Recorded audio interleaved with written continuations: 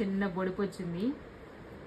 ఆ తర్వాత దెబ్బలు పడిన తర్వాత ఇంకా దెబ్బలు వేసి వెళ్ళి స్నానం చేసి ఫ్రెష్ అవుతాడు. కాసేపు ఏడ్చిండు, మళ్ళీ దెబ్బలు తినడానికి ఫ్రెష్ అవుతుంది. ఓదార్చిండు. వాళ్ళ నాన్న కాసేపు కొట్టిండు, మళ్ళీ ఓదార్చిండు అనమాట. లేకపోతే చెప్తే అసలు అర్థం కావట్లేదు. బెడ్ మీద నిలబడి ఎగరొద్దు అన్నా కూడా నేను పొద్దున్న నుంచి 100 సార్లు చెప్తా, అయినా వినకుండా అట్లనే చేస్తారు. దీవెనకు పడ్డాయి, దీవెన గడికి పడ్డాయి.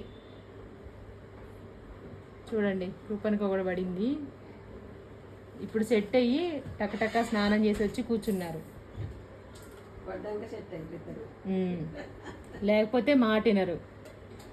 అదే కొంచెం గట్టి తగిలితే తలకాయ పగిలేది, గోడకు తగిలితే తలకాయ పగిలేది. మంచం కోడికి కొంచెం గోడ కాదు మంచం కోడికి తగిలింది. ఇక నిలబడ్డగా పట్టకి తగిలింది కాబట్టి కొంచెం అంత తగలే. గోడ తగిలింటే తలకాయ పగిలేది, అప్పుడు మంచిగా అయ్యేది.